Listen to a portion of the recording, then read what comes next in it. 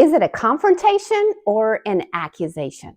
Neither of them sound like things that we really enjoy, especially when we're on the receiving end. And here's why it's important to know the difference. If you're the one that's doing the confronting or accusing, you need to know how you're coming across differently between the two. And if you're on the receiving end, you need to know the difference so that you can receive it differently. So here are 4 differences. Number 1, with confrontation, you go into the interaction, into the meeting, into the conversation with the other person with respect, respecting them as a person. There's an issue that you need to address, but you're addressing the issue at hand rather than the character of the person. But when you go in with accusations, you are not respecting the person, at least not at that point, and really putting them beneath you because you're pointing blame at them.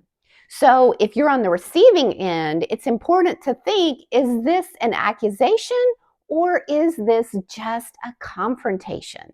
The second difference between the two is if you're confronting someone, then you're going to be focused on the goal. You want some kind of positive outcome from the conversation or the interaction. And you can not only be focused on the goal, but you can actually state the goal. You can state the goal to yourself.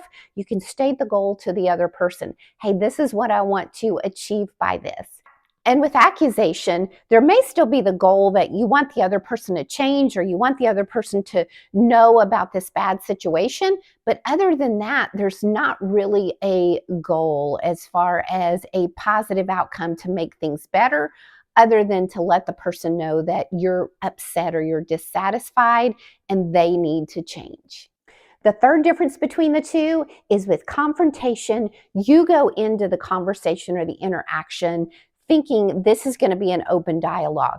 You're confronting the other person about something, so you're letting them know your thoughts or your side of the story or your point of view or what you believe to be true. And then you want to hear from them. You want to sit back and ask some questions. You want to hear their side of the story, and you go into it with that idea of this is going to be an open dialogue. With accusation, you've already made up your mind. You are ready to point blame. You're ready to accuse the other person of something. And the only thing you're going to hear from the other person is them trying to defend themselves. If there's anything coming back from them, you're probably going to hear them defending themselves. And the fourth difference is after the interaction. With confrontation, you still are showing respect to them as a person. You have confronted the issue, you've confronted the person about a specific issue, and afterwards, no matter what happens, you still respect them as a person. However, with accusation, there's not positivity after the interaction. You have blamed them for something. There's not really a goal other than making the other person feel bad and them defending themselves. And both parties tend to leave the interaction really frustrated or angry or feeling negatively emotional about the interaction. So the main thing to remember is make sure and keep it a confrontation and not turn it into an accusation. And if you're on the receiving end, receive it differently if it is a confrontation, knowing that the person is focused on the goal and focused on a positive outcome. Now, have you ever wondered about the difference between assertive versus aggressive communication?